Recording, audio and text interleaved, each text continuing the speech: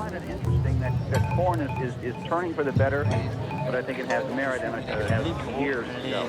Centres commerciaux et les anthropologistes de la performance, de 25% depuis que vous gérez le Père Noël existe sur les marchés financiers. Les centres commerciaux sont toujours en haut. JP Morgan especially. Il y a une trentaine de lignes pour un univers de We think 110, 115 is ultimately the target. Yeah, and I think what's important is Désenvoûtement des cartes bancaires. Unbandwich credit cards. Visualisons l'endroit où se trouve actuellement notre carte bancaire. Prenons une grande respiration collective et levons-nous d'un seul bloc. Et profitons-en pour sortir notre carte bancaire. Oui, sortons notre carte bancaire. Levez-la. Levez ce qui vous lie à la finance. Et à présent, tenons-nous les uns les autres par la carte bancaire. Tenons-nous les uns les autres par la carte bancaire. Par la carte bancaire et fermons le cercle. Imaginons, on ouvre un compte commun. Décryptons notre code secret, chiffre après chiffre.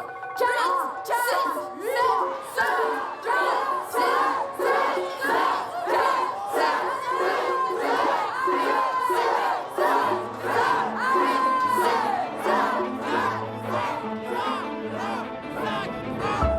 7. Do you also think that your bank cards are possessed, that finance is a higher force that influences our entire existence? Quelle confiance accordons-nous en notre banquier? Well, as financial crises continue to strike, there is little hope for improvement. Quelle confiance accordons-nous à la main invisible de la finance? On a eu une espèce de déconnexion de la sphère financière et de la sphère réelle, qui fait que la prochaine crise risque d'être encore plus dévastatrice. Finance ended up becoming the master of the economy, not the servant. How could you not be angry at the way in which tens of millions of people were thrown into misery and unemployment, and the banks, which guaranteed the incomes of a tiny elite, were subject to such generous rescue? Wie wird eine Krise in der Zukunft aussehen? Das ist unmöglich zu sagen, aber klar ist auch, dass eine Krise immer die Schwächsten am härtesten trifft. On est foutu. on n'est pas très bien.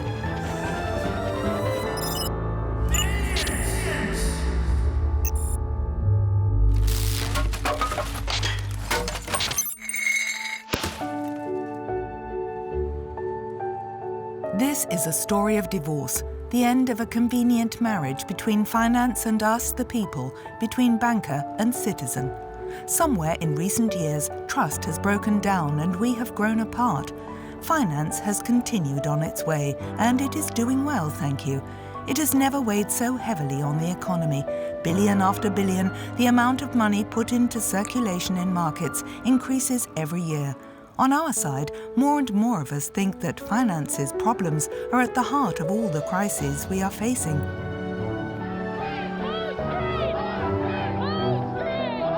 First came the economic crisis, which brought its share of austerity, then democratic crises, which crack our societies, and finally the ecological crisis, which should hopefully mobilize us all to take action.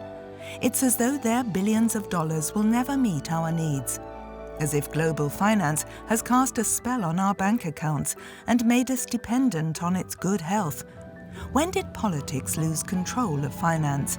What can explain this feeling of distance and of helplessness against financiers? But above all, are we ready to take on a new crisis?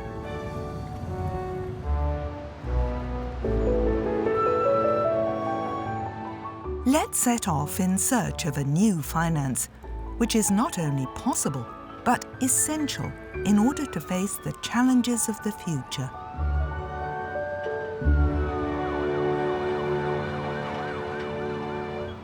Das Finanzsystem ist enorm wichtig für jede Volkswirtschaft.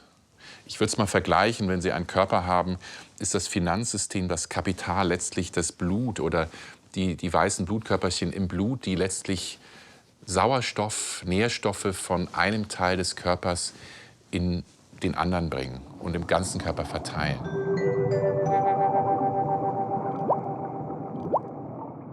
Si on revient à ce que doit être la finance, une vision un peu normative, la finance, elle est censée faire quoi? Elle est censée financer l'économie, c'est-à-dire faire que chaque individu ou chaque firme, institution ne soit pas contraint à chaque moment donné du temps par les revenus qu'il a. C'est-à-dire que ce qui vous permet d'acheter une voiture si la vôtre lâche, par exemple, ou ce qui vous permet de remplacer votre frigo ou n'importe quoi, c'est bien le fait que si vous n'avez pas l'argent, vous pouvez emprunter.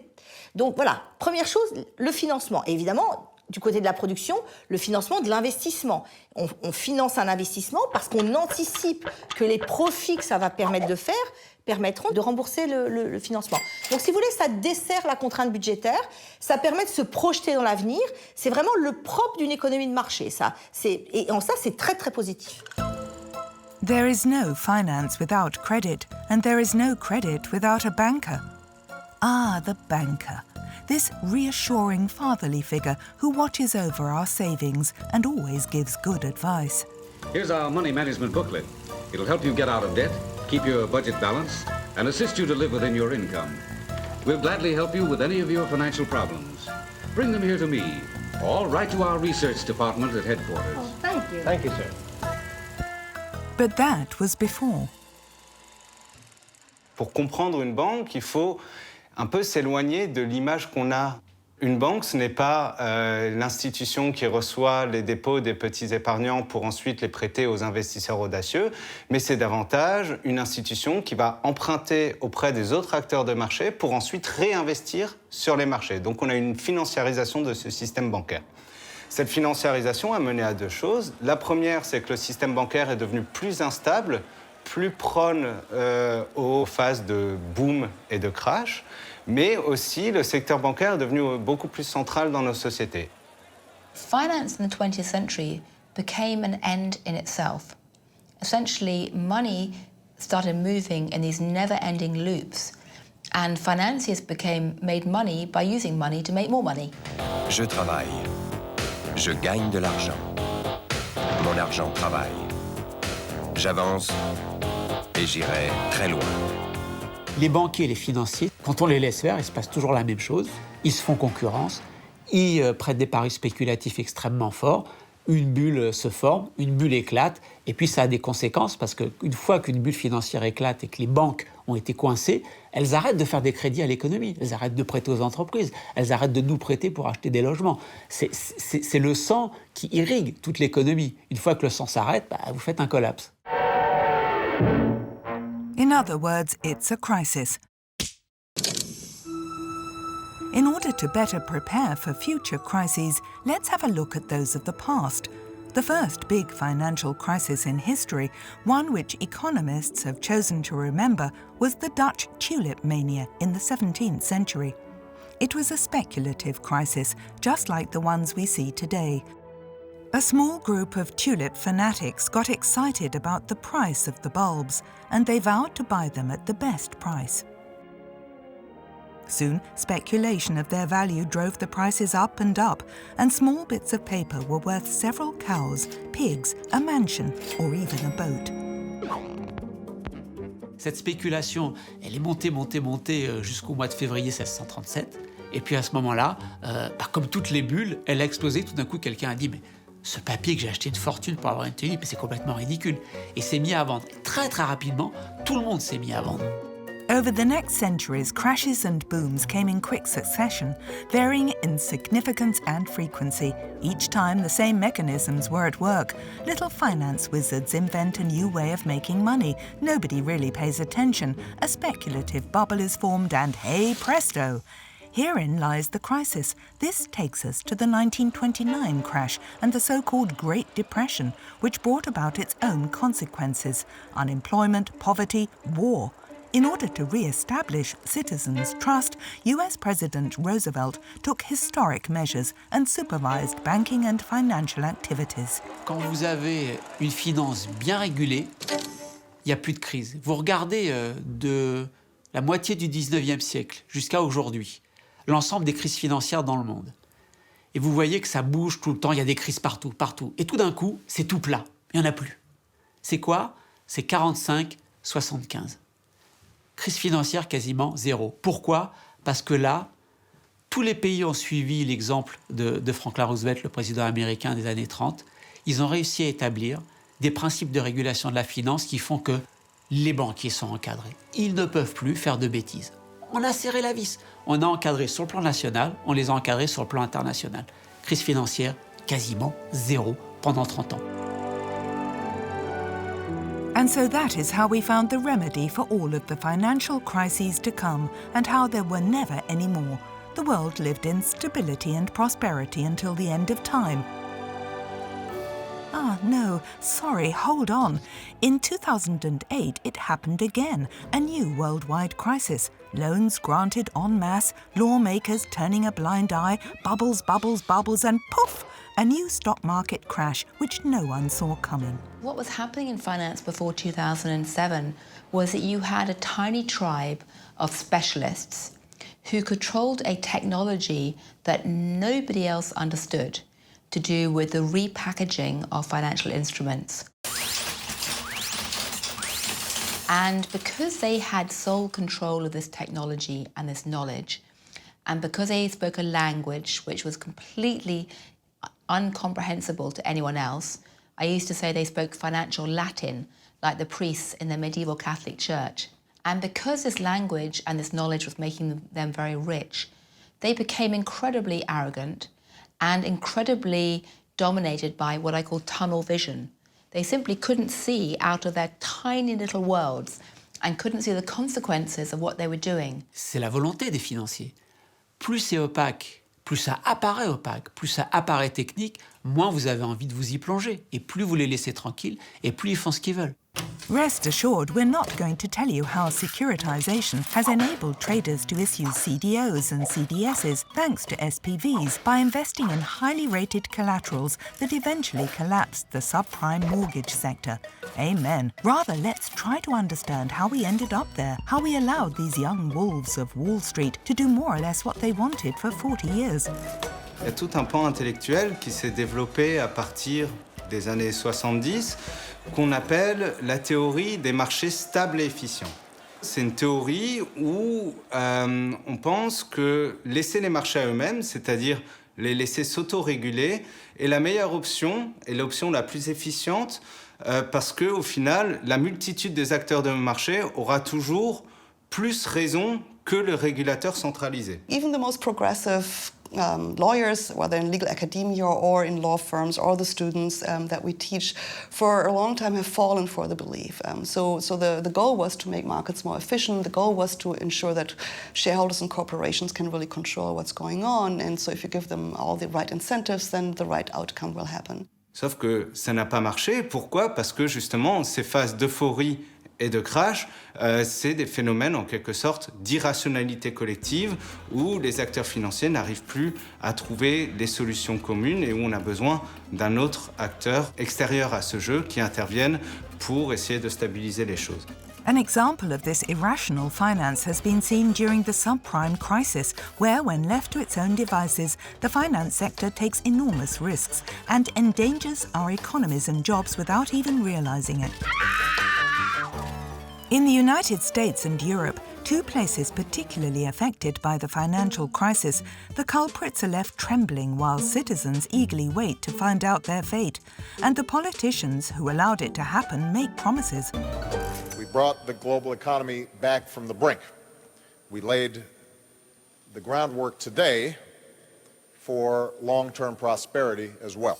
Long-term prosperity is an ambitious claim. Most importantly, we were promised that finance would be better regulated, a ban on transactions deemed too risky, and obliging banks to keep money aside in case of running into trouble. Since then, the general public has rediscovered the central bank's role as firefighters in times of crisis to save the banks in order to save ourselves, so that in an emergency everyone brings out the trusty old money printer. The US Federal Reserve was the first example of this, and its effect on the markets reinvigorated the economy.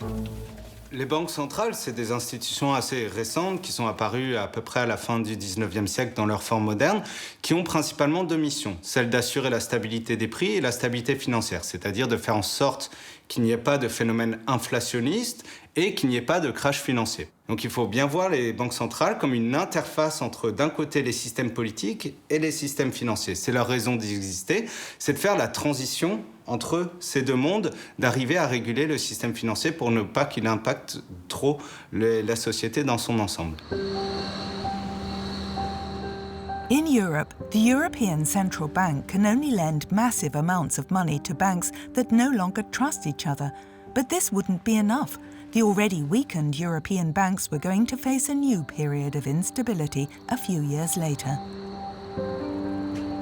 In Europa war ja die spezielle Situation die, dass dann auf die globale Finanzkrise noch eine zweite Krise folgte, nämlich die Euro-Krise, die ja auch nicht nur was mit dem Finanzsystem zu tun hatte, sondern eben auch mit der Problematik der Staatsschulden. Das heißt, also es fing alles an mit Griechenland, wo man plötzlich feststellte, tatsächlich die Zahlungsfähigkeit des griechischen Staates nicht gesichert war. Aber diese Krise breitete sich ja dann relativ schnell auf den gesamten Euroraum aus. Und es gab eben den Moment, wo dann auch tatsächlich in Frage gestellt wurde, ob der Euro diese Krise überhaupt überleben könnte. Il y avait une panique sur cette dette publique de la part des investisseurs qui commençaient à vendre de la dette italienne, vendre de la dette espagnole, vendre de la dette française même. Und da gab es dann die berühmte Rede von Herrn Draghi, dem Chef der Europäischen Zentralbank. Mario Draghi, also known as Super Mario, called time on the financiers.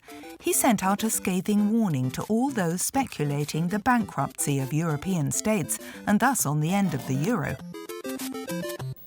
Within our mandate, the ECB is ready to do whatever it takes to preserve the euro.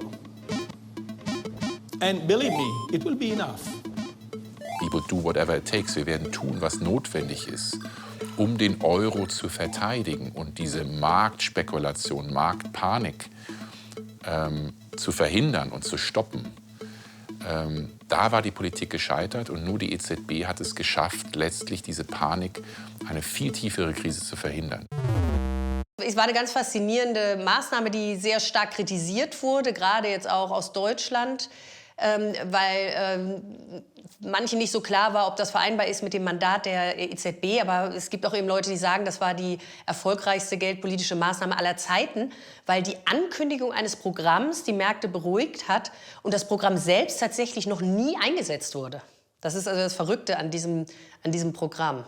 Alors que les traités lui disent « Tu n'as pas le droit, en tant qu'institution, de financer les dettes publiques. » Il dit « Mais moi, je ne finance pas les dettes publiques. Je vais acheter les dettes publiques aux investisseurs qui viennent de l'acheter. » Personne n'est dupe. Mario Draghi, avec la BCE, depuis quelques années, depuis 4-5 ans, il finance les dettes publiques des États européens. Finalement, Mario Draghi, il avait autant un objectif d'inflation qu'un objectif de croissance et d'emploi. So, to sum up, after the crisis, we spent money, a lot of it, to hurriedly save banks, and then we injected money into the financial markets for a long, long time. And what came of it? You would expect that these measures would revitalize the economy in the long term, but the exact opposite has happened. Government debt soared as a result of the crisis. Central bank balance sheets will never look the same again. Interest rates have plunged to zero. We have the threat of, as it were, the zombification of a large part of the corporate sector, which is being kept alive by extraordinarily low interest rates. And growth rates and growth rates have all fallen very considerably since the early 2000s and really quite dramatically since 2008. And so we're left with this deeply uneasy sense that we don't really quite understand understand the world that we're in. We know it isn't the apocalypse, but quite what kind of a world it is very unclear. Perhaps it is not an apocalypse, but it's not far off, to the point where the fear of another crisis is making headlines again today. Il n'y a pas eu de changement radical de la manière dont les banquiers font leur travail. Il n'y a pas eu de changement radical dans la structure du système financier. Donc finalement, les problèmes qui ont mené à la crise financière de 2007-2008 restent avec nous. En fait, plutôt que de résoudre les problèmes générés par les déséquilibres financiers, par une remise à plat des cartes, on a tenté de régler ces problèmes avec encore davantage de finances. On a pris des mesures, mais on n'a pas pris suffisamment de mesures.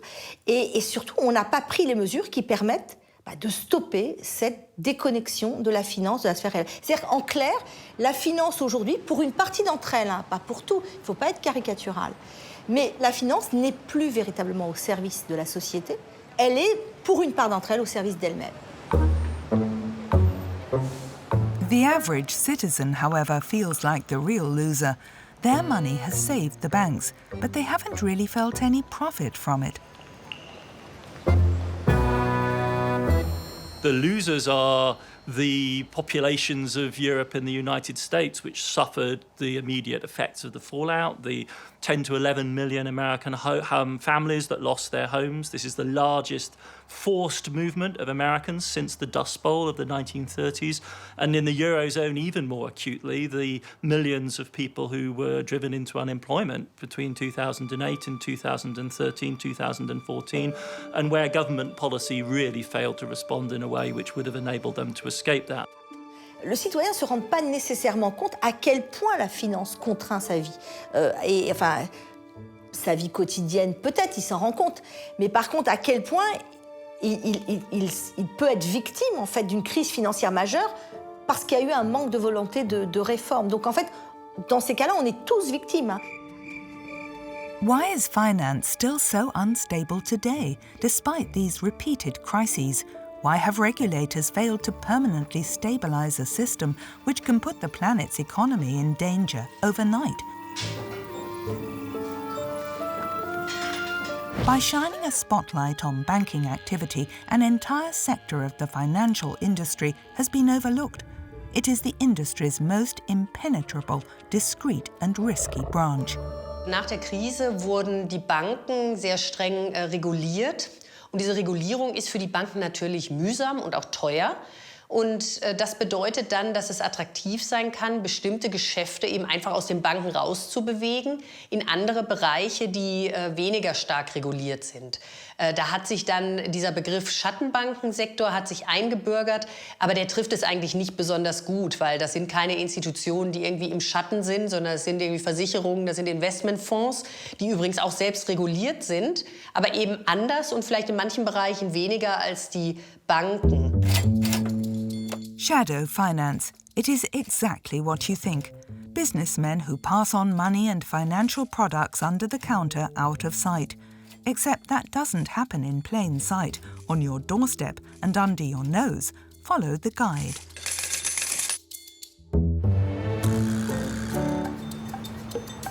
Choix 1, 30, Titolien, direction nord-ouest, à 83 mètres.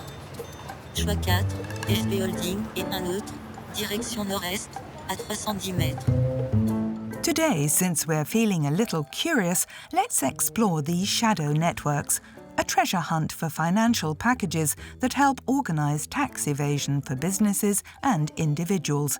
And it can all be found without leaving the big European cities of Paris, Berlin, Amsterdam and Brussels. Nous, on s'est posé très naïvement la question au départ, qu'est-ce qui se passe si on visite les paradis fiscaux, qu'est-ce qu'on va y voir?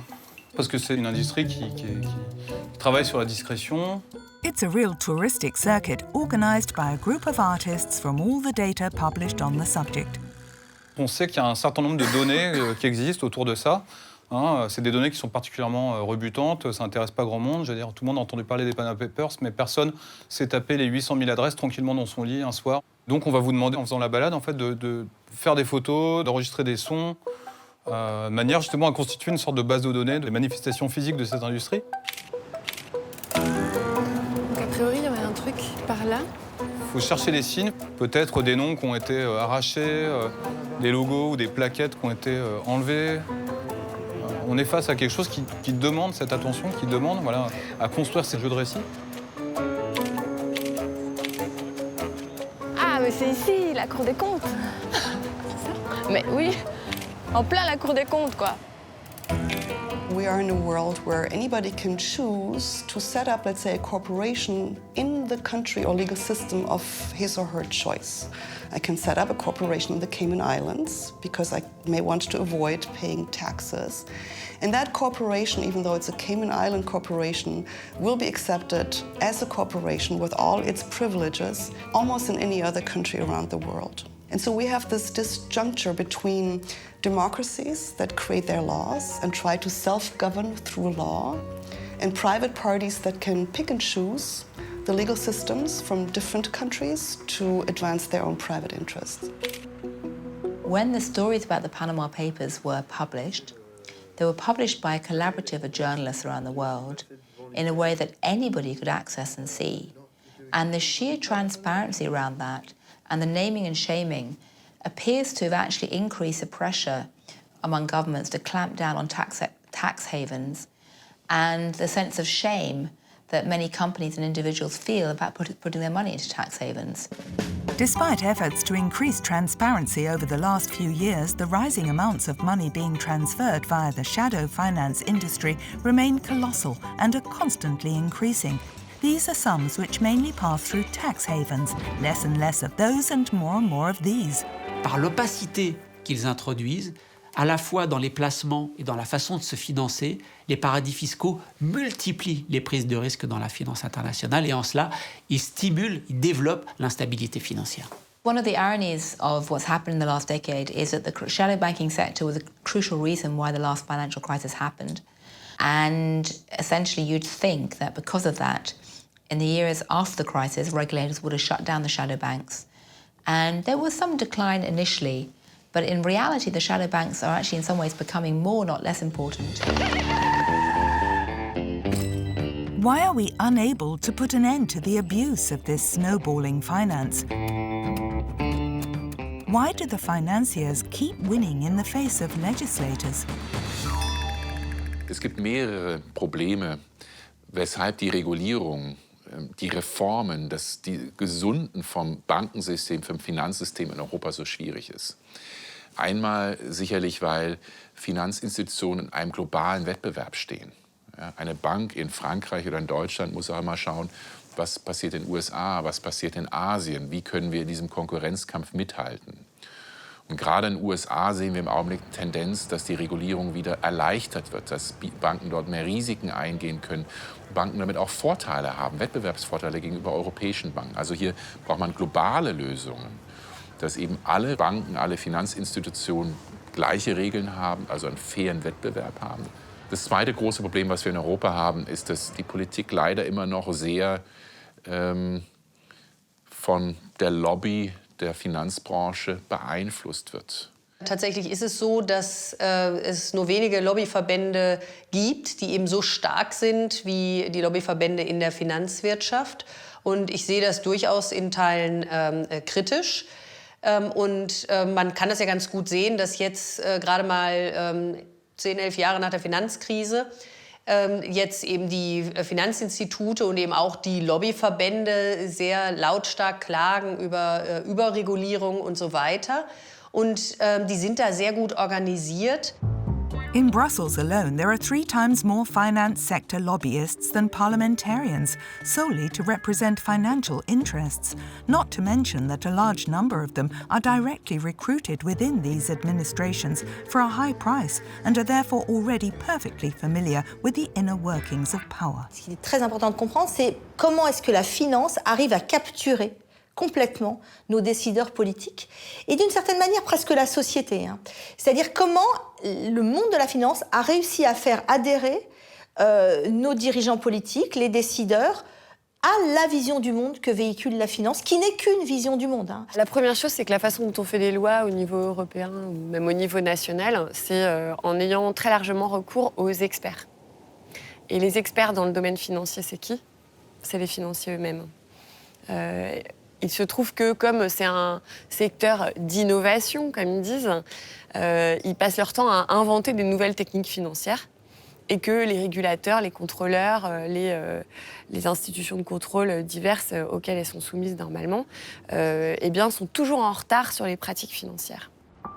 Let's be honest, as citizens we often blindly accept what experts tell us as the truth. Why is being interested in finance so complicated? And why is it so difficult to revisit this field which has been abandoned by so many of us for so long? And above all, where do we start?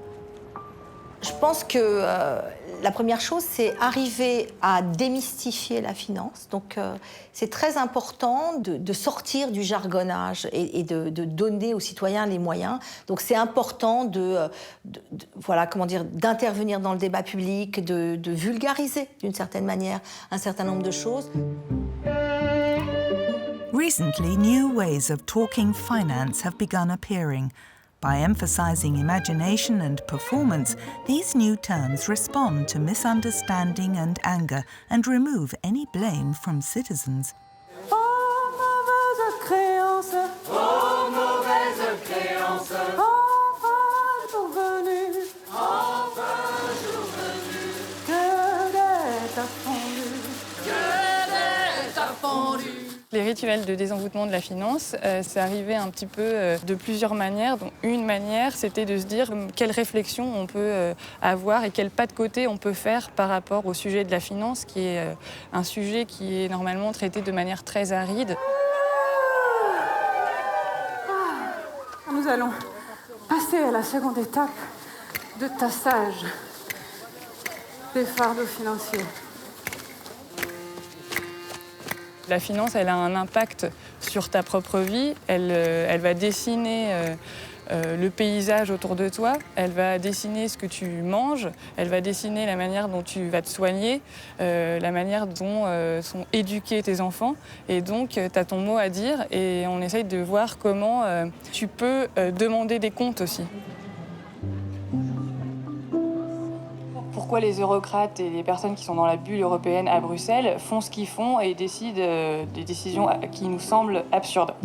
Ils sont hyper copains et donc ils se passent des informations entre eux et souvent ils ne sortent pas du quartier européen. Ils n'ont aucune prise locale, même sur le Bruxelles qui n'est pas Bruxelles capitale européenne, mais le Bruxelles qui est ancré.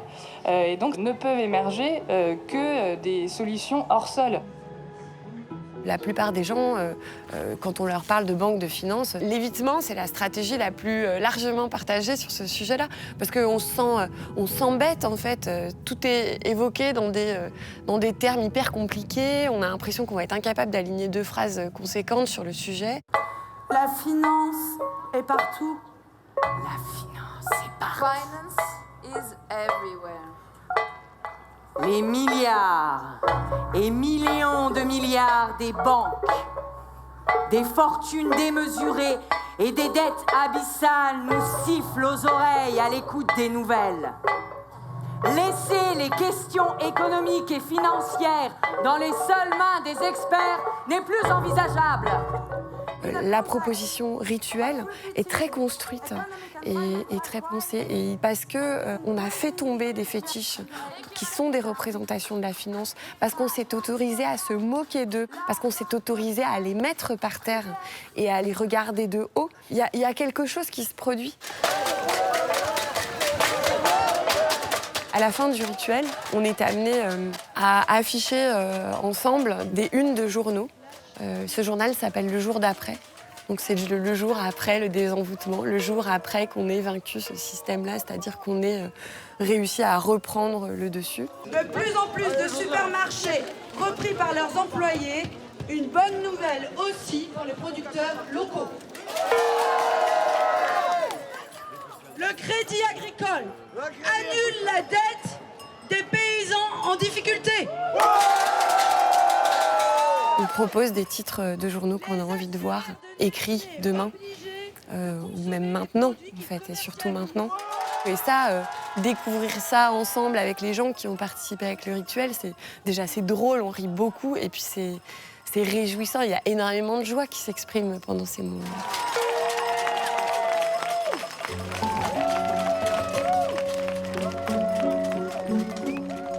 Today, we no longer have a choice. As citizens, there is an urgent need for us to face the challenges of finance, for new external events could have a shattering impact on the financial sector and our economy. Shocks which would be able to overthrow everything. First of all, social inequalities have exploded, and with them, the anger of the American and European middle classes, who suffered big losses in the last crisis. There's this sense that this is no longer an economic system that can really maintain the plausible fiction that we're all in this together, that we're all basically in the same boat, and that economic growth raises everyone's standard of living in a way which is, broadly speaking, similar. That's just a counter to fact as an experience of the last 20 to 30 years. C'est évident que la crise financière de 2007 a un impact sur les protestations et sur la colère politique qui parcourt le continent européen aujourd'hui. C'est-à-dire que ceux qui ont causé la crise sont aujourd'hui aussi ceux qui en ont profité. Vast amounts of money being injected into the markets, not those ones, others, began to fuel speculation again and did not help to revive the economy as we had hoped. La deuxième source de la colère sociale va être plus présente dans les pays périphériques européens. Par exemple en Grèce, en Espagne, en Italie ou en Irlande. Pourquoi? Parce que ce sont des pays qui ont été forcés à mettre en œuvre des mesures économiques très dures, qu'on peut qualifier de mesures d'austérité, en échange de prêts financiers de la part des autres pays européens et des interventions de la BCE pour stabiliser ces pays qui connaissaient des perturbations sur les marchés financiers. In short, saving banks has created further debts for states, businesses, individuals, and above all, and even more seriously, it has significantly decreased the confidence of citizens. Das ist eine der Lehren aus der globalen Finanzkrise. Banken, Investoren sind Risiken eingegangen, die waren, wenn es gut geht, dann nehmen wir die großen Profite und zahlen uns schöne Boni und schöne Gehälter. Wenn es schief geht, dann zahlt der Steuerzahler, also letztlich der kleine Mann, die kleine Frau auf der Straße. Und diese Asymmetrie, das muss absolut viel härter als bisher adressiert werden, denn das führt dazu, dass Banken, Finanzinstitutionen, Schattenbanken zu große Risiken eingehen, weil sie wissen, sie müssen letztlich dafür nicht gerade stehen. This sense of asymmetry is reinforced by the fact that no one has been held responsible for this economic catastrophe. In fact, financiers never set foot in the courts, let alone behind bars. C'est comme si la société le tolérait. Le citoyen, qu'est-ce qu'il voit? Il voit que lui, on lui demande d'être dans les clous, on lui demande de payer ses impôts. Alors que des grandes banques peuvent organiser l'évasion fiscale de personnes beaucoup plus puissantes. To a certain extent, it's been a story about the elite protecting itself. So most of these products in themselves were not actually breaking the law, because they were designed to exploit weaknesses in the law, quite deliberately, and they were designed to exploit weaknesses in the regulatory rules as well. When you look at a contract for an asset-backed security in the 1970s, it might have like 4 or 5 risk warnings for investors. When you look at a similar document in 2007, just before the crisis, it's now 300 pages long rather than 50 pages long. It might have 60 or 70 risk warnings. So the lawyers, once they figure out that something might be risky, they will write this in the contract, basically telling investors, watch out. But the investors never read that. They read it only once the crisis hits. And the lawyers, of course, have made sure that they themselves and their clients are protected by disclosing all the risk factors. Mettre ces énergies-là, ces intelligences-là au service de modèles mathématiques qui sont censés être de l'innovation financière, mais qui ne servent que soit à éviter l'impôt, soit à éviter les réglementations. Mais qu'est-ce que c'est que ce détournement, quoi? De nouveau, c'est quelque chose, ce 2 poids 2 mesures, qui est une réalité.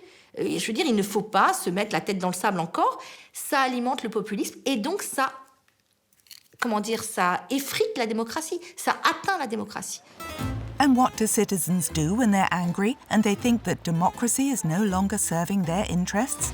They use their vote ballot to cut off the helpless king's head and replace him with another who has more to offer. And this does not always happen harmoniously. And ironically, this is what creates instability in financial markets and then provokes a crisis.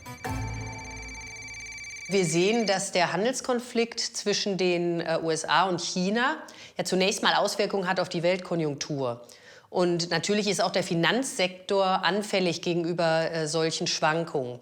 Was aber vielleicht noch problematischer ist, dass wir ja gerade auch im Finanzsektor sehr viel auf globale Abkommen setzen. Und da ist man natürlich auch darauf angewiesen, dass dieses multilaterale System eben funktioniert, dass man international zu Verhandlungslösungen kommen kann. It's quite threatening to the efficient long-run development of the global economy, and of course tied up with it are deep political questions about the relations of Europe to China, of America to China, and the question of whether or not politics and economics can really be neatly separated from each other, which was one of the big assumptions of the post-Cold War world. All of those things are deeply troubling. And it gets worse. This political instability comes at a time when states have more need than ever to agree to face what is both the biggest challenge of our time and the biggest risk of causing economic shock, the climate crisis. According to climate experts, we only have about 10 years left to save the planet by making a U-turn in the way we produce and consume energy. A turn that some people estimate will cost 1,000 billion euros per year in Europe alone. Finance is part of the problem in the climate crisis because finance goes after the assets that produce the greatest return. And if oil or coal or any of these assets produce returns, then investors will go and invest in these assets, and as share prices increase, others will follow, and the companies can expand, they have the resources to do so, etc. Common stock. Do I own any? I don't even know what they are. In that case, it might be a good idea to get a little information with a fellow who owns and operates a company that makes and sells oil drums. Each year, customers buy more and more from our because he makes a better oil drum than his competitors. Il faut que ça devienne beaucoup plus coûteux et beaucoup moins juteux d'investir dans des secteurs très carbonés. Et donc, ça peut passer par des garanties publiques, par exemple, qui favorisent l'investissement dans des investissements verts. Il faut que l'intervention publique dise « moi aussi, je vais mettre de l'argent et moi, je vous garantis un rendement sur un horizon assez long parce que vous privez, les horizons longs, vous ne savez pas ce que c'est. » If we're serious about the climate change push, we need a whatever it takes moment. We need central bankers to actually creatively employ the enormous power that it's at their disposal. Finance can easily be part of the solution.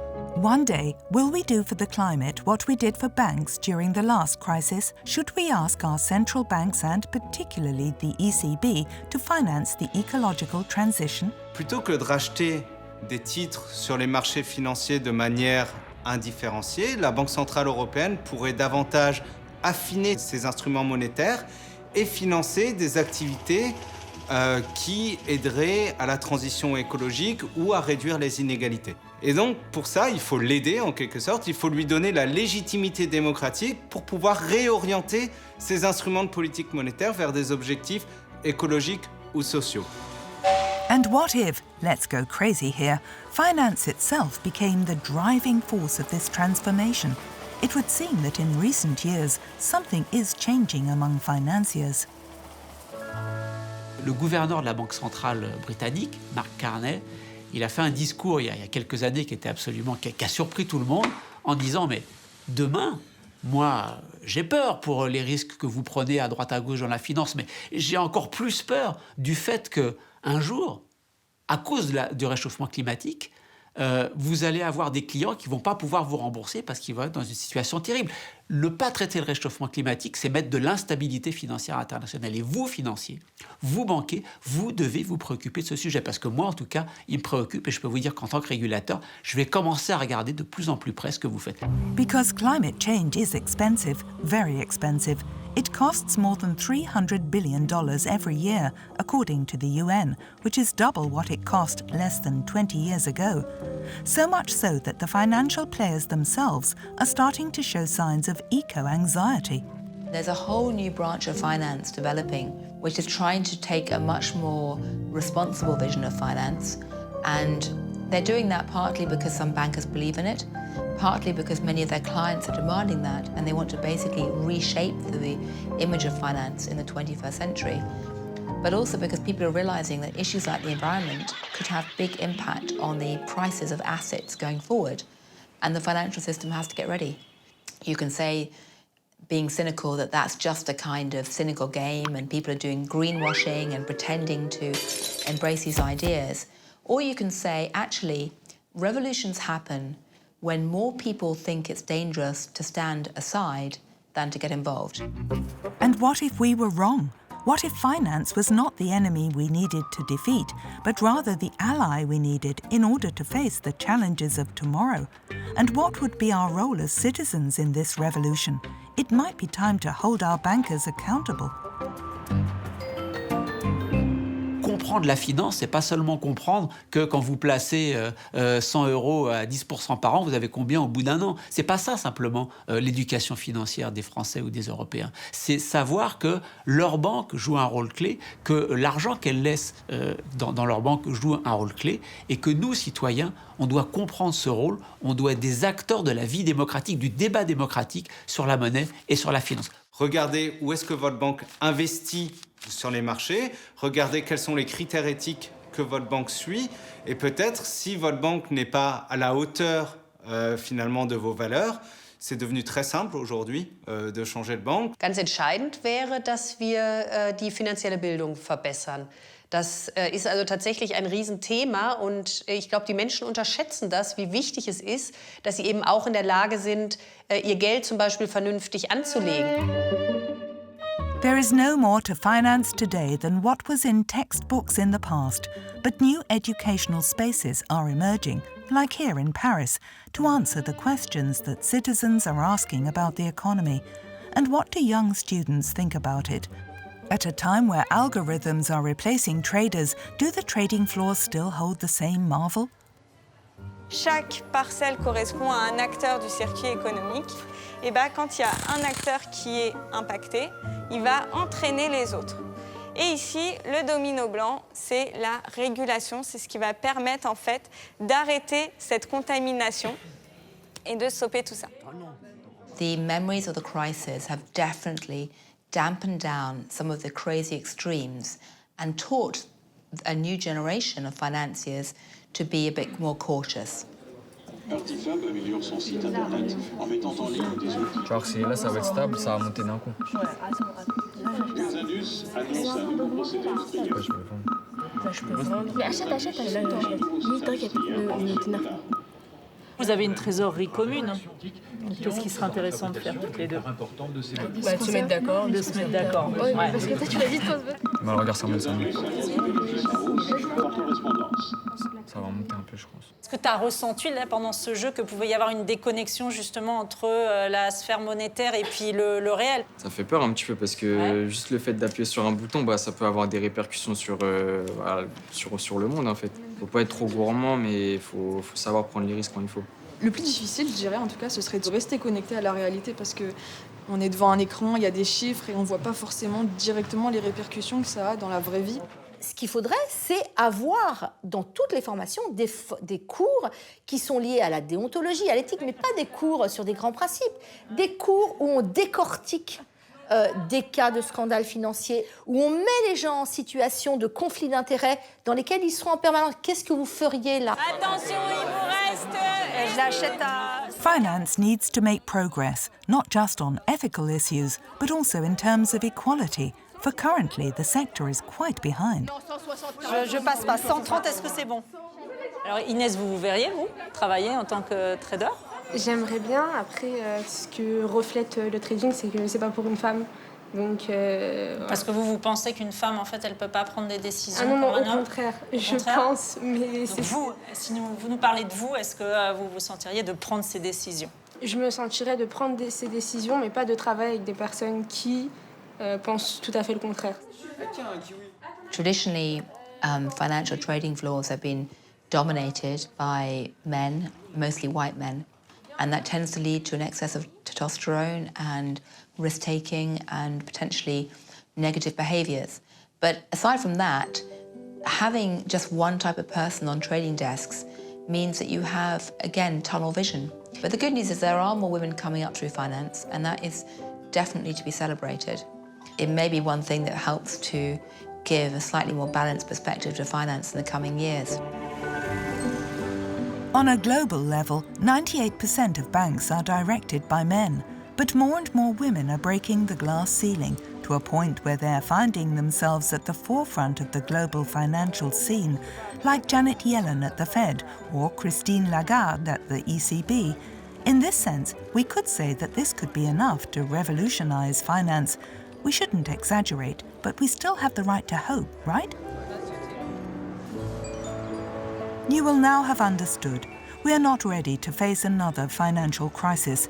We have two options: continue to widen the divide that distances us from finance, or opposingly reunite finance with its proper function, helping us to build the society we want. But this will not happen without our bankers, nor without us. Oh no! What do you see? Ok. Ce que vous voyez là-dedans. Ce que je vois là-dedans, c'est censé être une boule de cristal. Vous me transformez en Irma. What do you see in that? At the moment, my thumb. Qu'est-ce que je vois dans cette boule de cristal? Sur combien d'années? Eine wundervolle Welt der Zukunft. Ich glaube, wir sind viel zu pessimistisch. Je vois des citoyens qui se mobilisent pour contrôler une finance dont on ne veut plus aujourd'hui qu'elle casse ni notre avenir, ni notre présent. Les logiques vont perdurer, les inégalités vont augmenter, la protestation politique va aussi augmenter. Tout ça, ça joue pas forcément en faveur des forces les plus progressistes dans nos sociétés, quoi. I also see a world where technology companies may end up providing the next big shift of finance. And frankly, what people like Facebook and Apple do next are going to be crucial. What I see is a storm. What I see is tide. What I see is weather. What I see is that constant churning. And those are natural images and unhelpful because they're natural. But of course, they press in on us in the age of the Anthropocene. And in relation to that, financial crises are relatively small events.